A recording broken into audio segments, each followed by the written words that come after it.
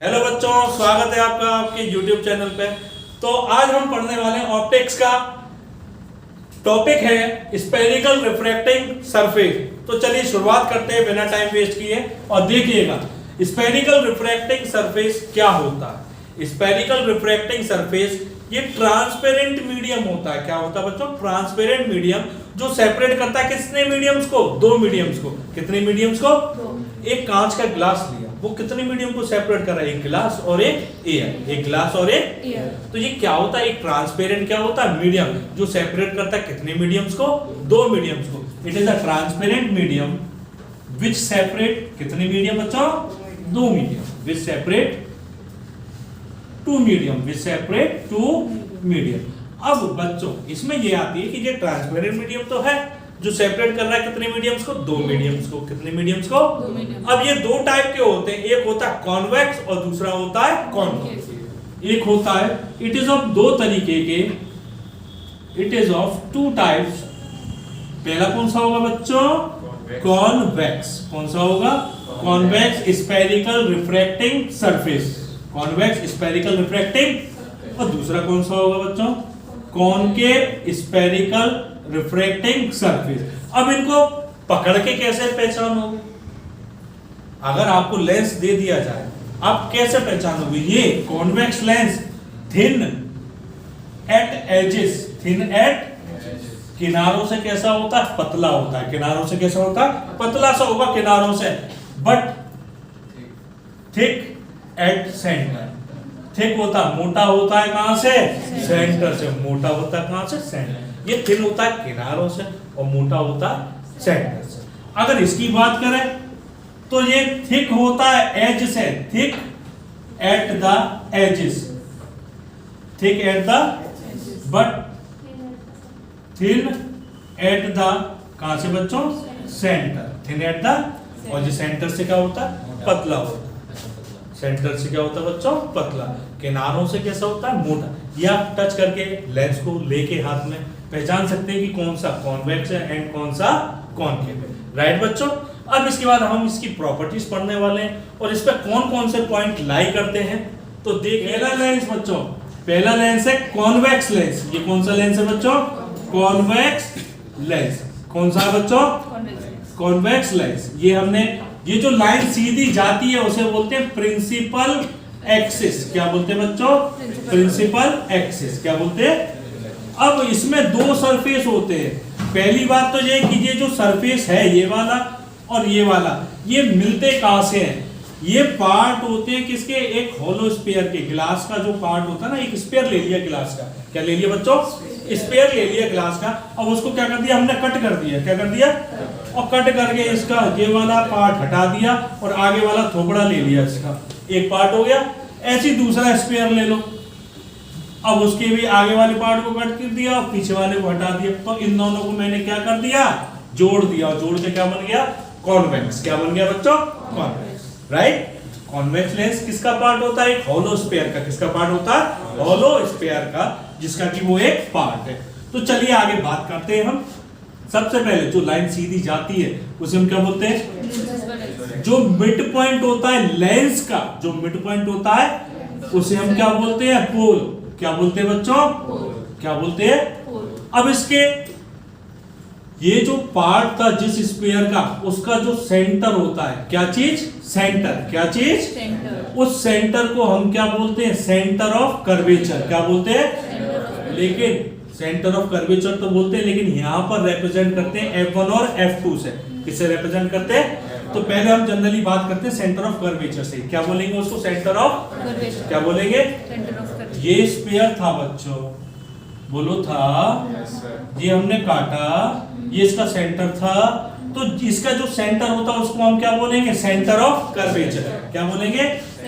ऐसी इधर भी होगा इस वाली सरफेस के लिए centre of curvature.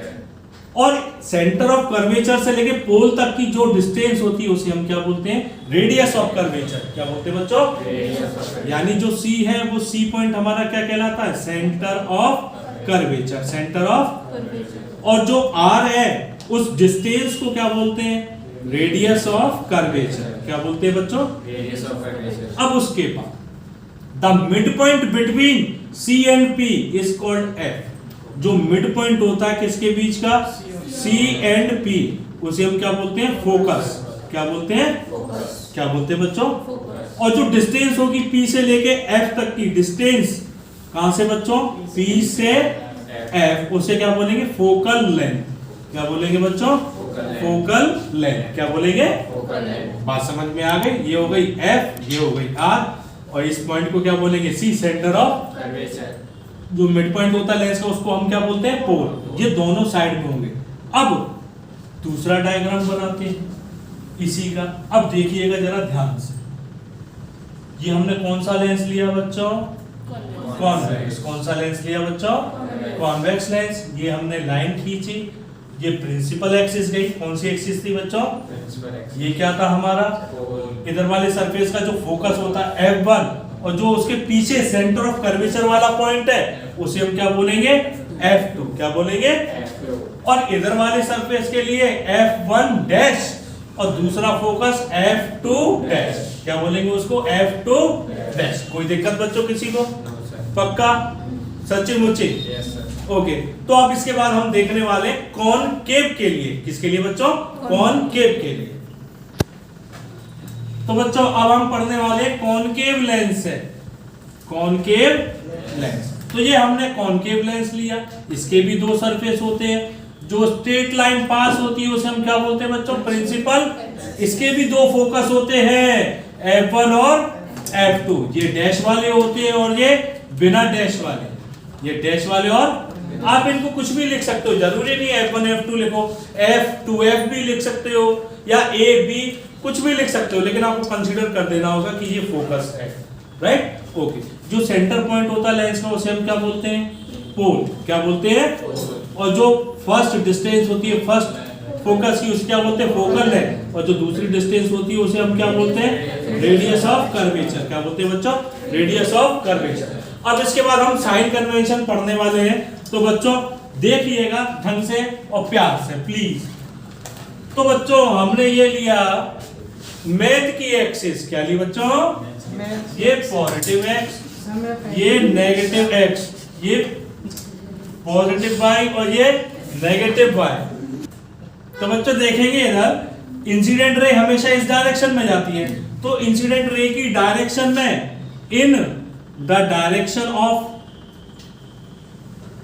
Incident ray, in the direction of incident ray, सारी डिस्टेंस को हम कैसी लेंगे, और उसके अपोजिट में कैसी लेंगे, और जो हाइट होगी प्रिंसिपल एक्सिस से ऊपर वाली, ये एक्सिस कैसी होती है बच्चों, पॉजिटिव, तो ये साइड कैसी लेंगे हमेशा, पॉजिटिव। और अगर इमेज नीचे बनती है तो नीचे वाली बिलो द प्रिंसिपल एक्सिस कैसी लेंगे, नेगेटिव। ये चार साइन कन्वेंशन हमको याद रखने हैं। अगर कोई भी ऑब्जेक्ट तो हमेशा यहाँ रखा होगा, तो ये वाली डिस्टेंस हमेशा कैसी लेंगे, नेगेटिव। इंसिडेंट रे की डायरेक्शन में, इंसिडेंट रे की डायरेक्शन में, जिस डायरेक्शन में रे ट्रेवल कर रही है उस डायरेक्शन की सारी डिस्टेंस को आप कैसा लोगे, और उसके अपोजिट में जितनी भी हो वो नेगेटिव। जो हाइट प्रिंसिपल एक्सिस से ऊपर जाए, ऊपर, वो कैसी होगी, और जो नीचे जाए वो कैसी होगी, नेगेटिव। कैसी होगी बच्चों, नेगेटिव। अब इसके बाद हम पढ़ने वाले हैं एसम्पशंस। तो बच्चों अब हम पढ़ने वाले हैं एसम्पशंस। एसम्पशंस का मतलब एक्सेप्शंस। तो पहला एसम्पशन, ऑब्जेक्ट हमेशा कैसा होना चाहिए, point object. Object should be कैसा बच्चों, point object. Object should be point object, और हमेशा कहां पर रखते हैं हम, लेफ्ट हैंड साइड। कहां पर रखते हैं, object should be point object and kept on the हमेशा कहां पे बच्चों, left hand side. Kept on the left hand side. Second point, angle made by incident ray,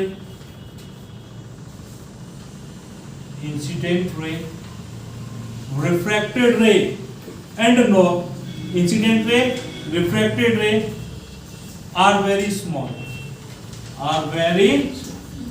तो जितना भी एंगल बनाएगी इंसिडेंट रे, रिफ्रैक्टेड रे या नॉर्मल हो उसकी, वो क्या होगा, बहुत स्मॉल। क्या होगा, small.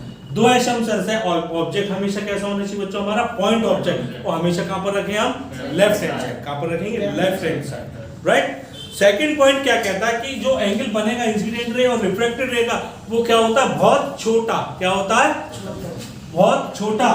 Due to aperture is very small. Aperture is, क्योंकि जो अपर्चर होता है लेंस का, वो क्या होता है, बहुत छोटा होता है, बहुत छोटा होता है। ये assumptions थे, खत्म हो गए यहाँ पे। और अब इसके बाद हम पढ़ने वाले हैं रिफ्रैक्शन थ्रू स्फेरिकल सरफेस। जब रे ऑफ लाइट ट्रेवल करे रेयर से डेंसर मीडियम, रेयर से डेंसर मीडियम, उसके बाद पढ़ेंगे डेंसर से रेयर मीडियम। तो उसके लिए हमें जो कंडीशन ड्राइव करनी है, very important, very very very important, और इसी से हम आगे लेंस मेकर फॉर्मूला ड्राइव करने वाले हैं। तो प्लीज देखिएगा और पढ़िएगा ध्यान। चलिए बच्चों शुरुआत करते हैं। अब हम पढ़ने वाले हैं refraction through spherical refracting surface. कौन सी इमेज के लिए पहले पढ़ेंगे हम, रियल इमेज के लिए। कब, जब रे ऑफ लाइट कहां से कहां जाती है, rare to denser, rare to. तो चलिए सबसे पहले हम डायग्राम बनाते हैं। कंसीडर करते हैं कि स्फेरिकल रिफ्रैक्टिंग सरफेस S और S डैश, S और S डैश, जो दो मीडियम को सेपरेट करेगा, जिसकी रिफ्रैक्टिव इंडेक्स N1, N1 हमने किसके लिए बच्चों, रेयर, किसके लिए, और N2 हमने किसकी ले ली बच्चों, डेंसर की। किसकी ले ली बच्चों, डेंसर की, राइट। हमने एक स्फेरिकल रिफ्रैक्टिंग सरफेस लिया S and separating two medium of refractive index N1 and refractive index N2. Okay, ये प्रिंसिपल एक्सिस खींची, ये क्या था बच्चों, पोल। क्या था, अब एक ऑब्जेक्ट लिया, let O be the point object. O be the, जो कहां पे रखा हुआ, left hand side, left hand, O be the point object kept on the left hand side, on किस पे, प्रिंसिपल एक्सिस। ऑन किस पे बच्चों, ओके। अब उसके बाद a ray of light OA, a ray of light OA after striking the surface, जैसी ray of light OA टकराएगी कौन से सरफेस से, S और S डैश, S और S डैश। इमेज बनाई उसने अपनी एट पॉइंट C, इमेज बनाई अपनी उस पे एट पॉइंट C, या I ले लेते हैं, इमेज फॉर्म्ड एट I। बात समझ आई। एक रे ऑफ लाइट निकली ऑब्जेक्ट से OA, स्ट्राइक करी कौन से सरफेस से, S and S dash, S and, और अपनी इमेज कहां पे बनाई उसने, I, राइट, ओके। उसके बाद एक नॉर्मल बनाएंगे जो परपेंडिकुलर होता है किस पे, सरफेस पे, परपेंडिकुलर होता है किस पे, ये पॉइंट हमने क्या ले लिया बच्चों, C। क्या ले लिया, अब जो इंसिडेंट रे ने एंगल बनाया वो हमने कितना लिया, अल्फा। कितना लिया, और जो रिफ्रैक्टेड रे ने बनाया वो कितना लिया, बीटा। कितना लिया बच्चों, और जो नॉर्मल बना रही है प्रिंसिपल एक्सिस के साथ वो कितना ले लिया, गामा। बोलो भैया, गामा, नॉट मामा। ये पॉइंट क्या था बच्चों, A, और ये वाला एंगल क्या होता है, एंगल ऑफ इंसिडेंस, और ये वाला क्या होगा, angle of refraction, angle of. यहां तक बच्चों किसी को कोई दिक्कत, तो पहले दोबारा सुनेंगे। कंसीडर किया था एक spherical refracting surface S and separating two medium of refractive index N1 and N2. Let O be the point object placed on the principal axis on कहां पे, left hand side, on कहां पे, a ray of light OA after striking the surface S and form its image at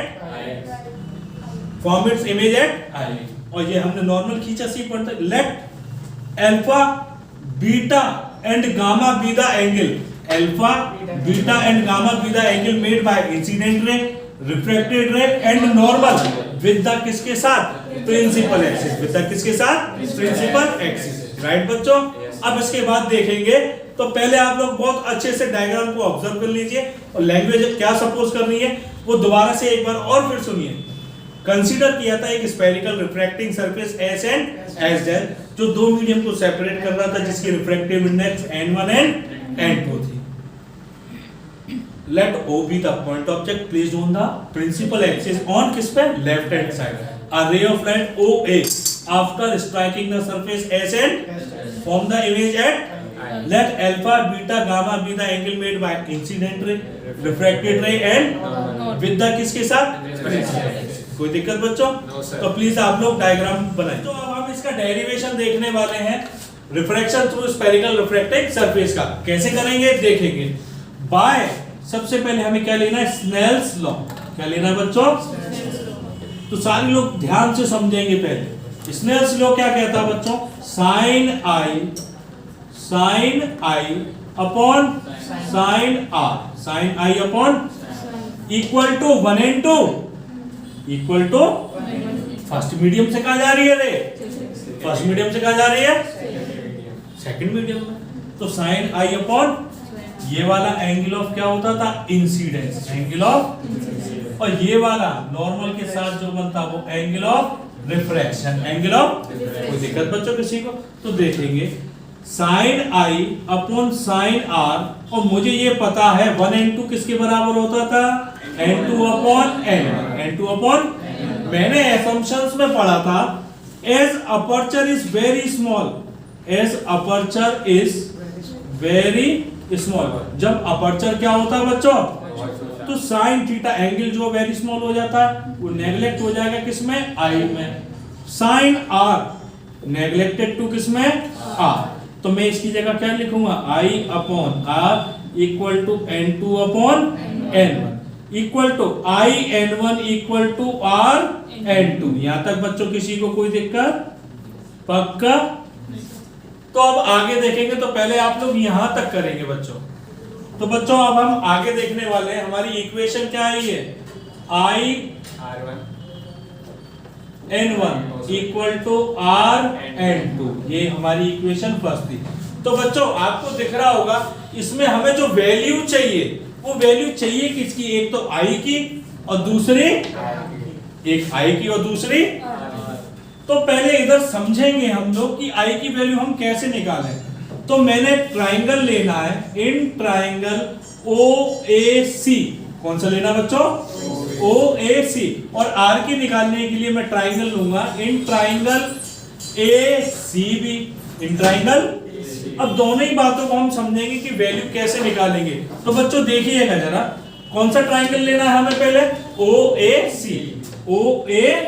मैं ये diagram बना रहा हूं, एक छोटा सा क्रॉस सेक्शन, ये O पॉइंट था, ये आपका A पॉइंट था, और ये जो रेज आ रही थी डॉटेड कहां पे मिल रही थी, C पे। कहां पे मिल रही थी बच्चों, ये एंगल कितना है, गामा। ये एंगल कितना है, और ये वाला जो एंगल बन रहा है वो कितना है बच्चों, आई। कितना है, बात समझ आई? Yes sir. अब आपको मालूम होगा बाय लीनियर पेयर, बाय ये वाला एंगल कितना होगा, 180 माइनस आई। कितना होगा बच्चों, होगा नहीं होगा, क्योंकि ये A पॉइंट है। अगर लीनियर पेयर से हम निकालते तो ये कितना होगा, 180 माइनस आई।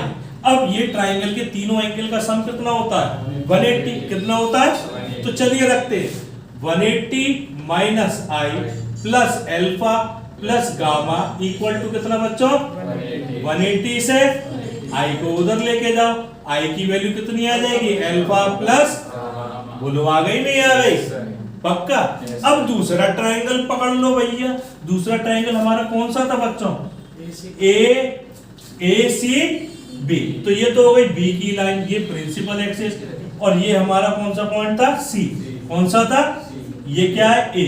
ये वाला एंगल कितना है बच्चों, R। कितना है, ये बाहर वाला कितना दिख रहा है मुझे, गामा। कितना है बच्चों, और ये कितना है, बीटा। कितना है, अगर मैं लीनियर पेयर से ये वाला एंगल निकालता हूं तो ये कितना आएगा, 180 माइनस गामा। कितना आएगा, तो फिर तीनों एंगल का सम, इस ट्राइंगल के तीनों एंगल का सम कितना होगा, तो 180 माइनस गामा प्लस बीटा और प्लस आर इक्वल टू कितना बच्चों, 180 से। तो आर की वैल्यू कितनी आ जाएगी, gamma minus beta, gamma minus beta, दोनों वैल्यू आ गई।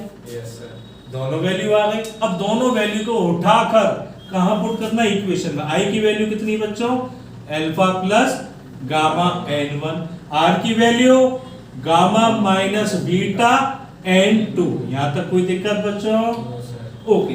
एज अब फिर से, as aperture is very small, aperture is very small. जब अपर्चर क्या होता है, बहुत स्मॉल, छोटा होता है, तो क्या मैं अल्फा को इस सिमिलर टू टेन अल्फा लिख सकता हूं?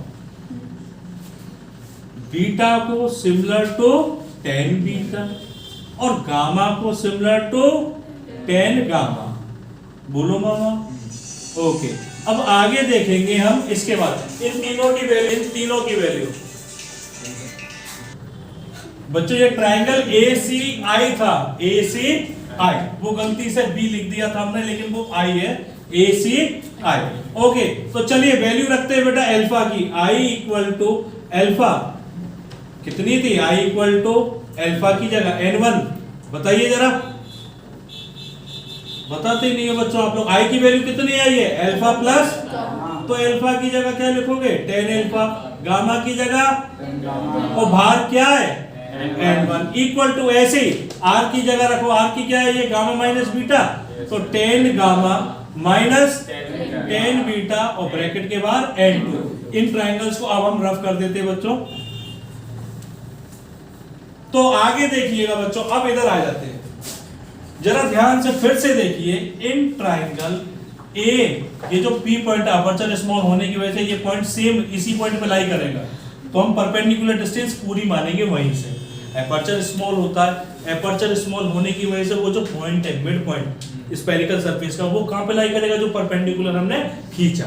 ओके, एज अपर्चर इज, लिख देते चलो, as aperture is very small, as aperture is very small. तो चलिए बच्चों अब हम वैल्यू निकालते हैं। ट्रायंगल लेना AOP, टेन थीटा का फॉर्मूला क्या होता है बच्चों? Tan theta perpendicular upon base, perpendicular upon. लेकिन भैया साइन कन्वेंशन से अगर देखा जाए तो ये वाली डिस्टेंस कैसी होती थी हमारी? नेगेटिव। कैसी होती थी? नेगेटिव। कैसी होती थी? तो H अपॉन क्या आएगा? Minus U। अब बात करते हैं बीटा। इन ट्राइंगल कौन सा ले बच्चों? API, API बोलिए।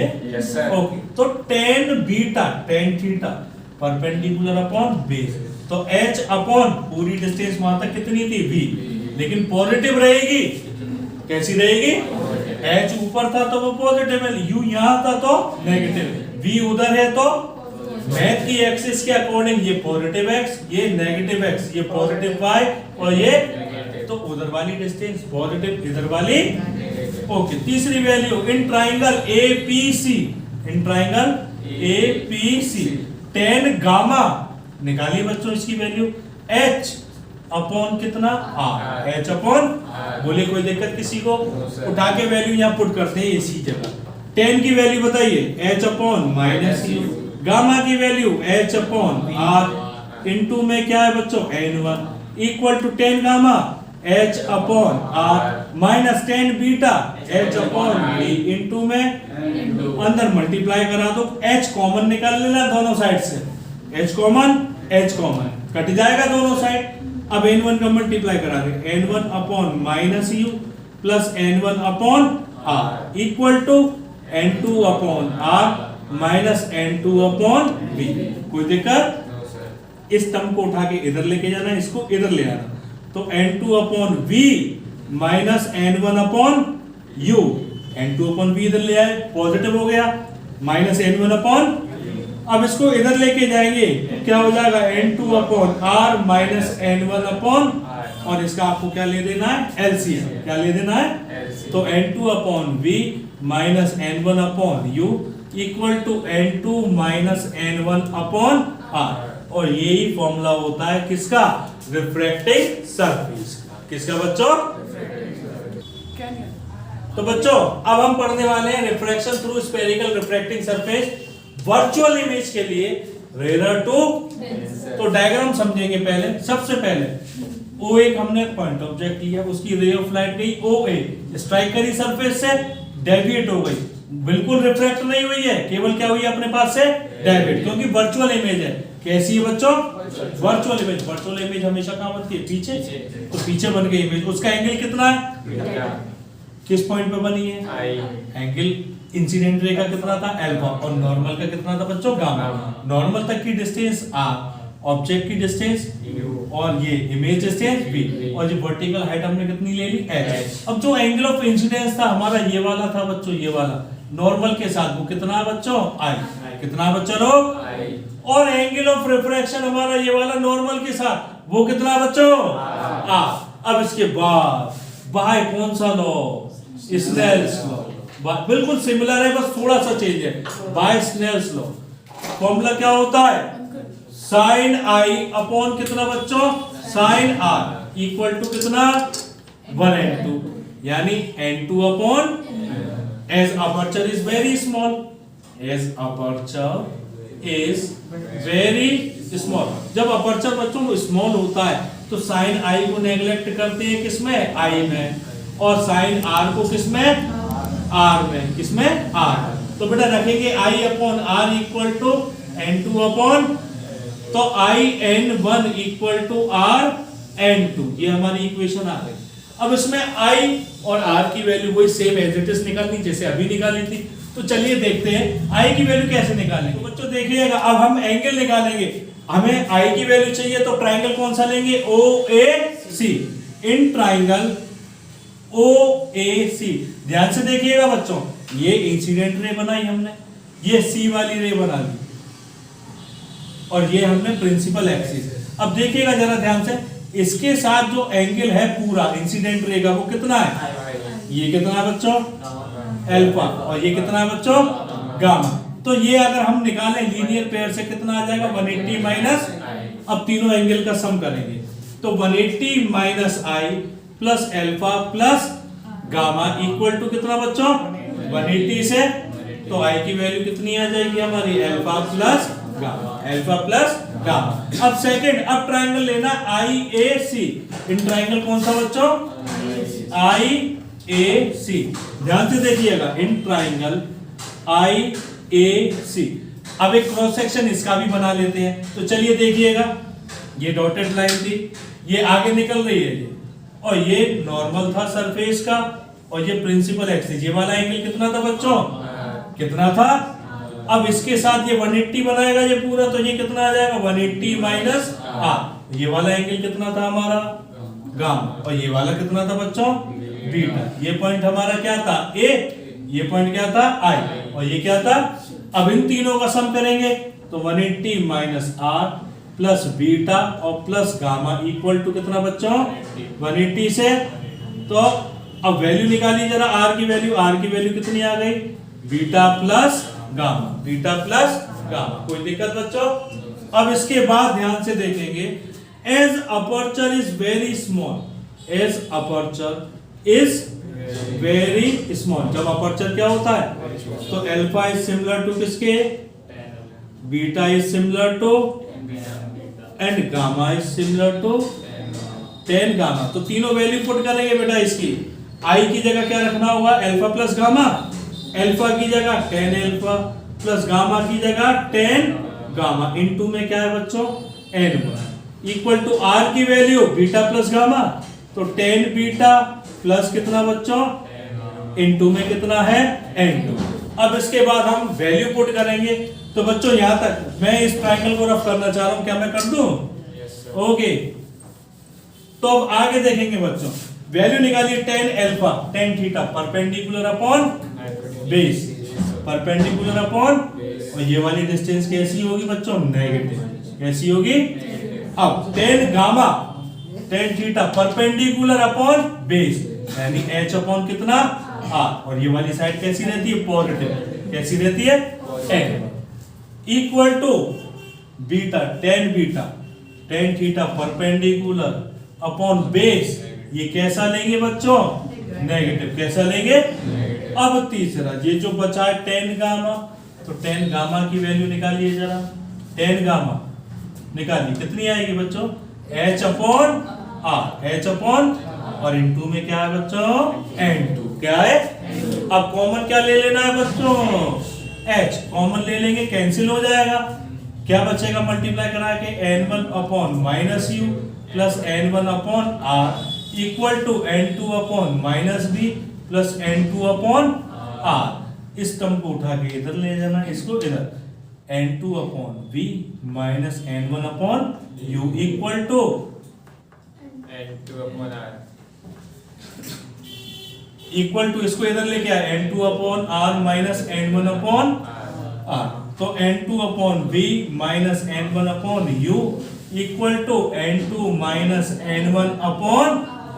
और ये फॉर्मूला भी वो उसके सेम, चाहे रेयर टू डेंसर जाए, रियल इमेज के लिए फॉर्मूला वही आएगा, चाहे रेयर टू डेंसर हो वर्चुअल इमेज के लिए, फॉर्मूला दोनों का क्या रहता है बच्चों, सेम। क्या रहता है? अब इसके बाद हम पढ़ेंगे कि जब ray of light denser medium से कहां पे जाएगी, रेयर मीडियम। डेंसर मीडियम से कहां पे जाएगी, रेयर मीडियम में। रियल के लिए और वर्चुअल के लिए दोनों पढ़ने वाले हैं अब इसके बाद। तो तब तक आप ये लोग नोट कर लीजिए बच्चों।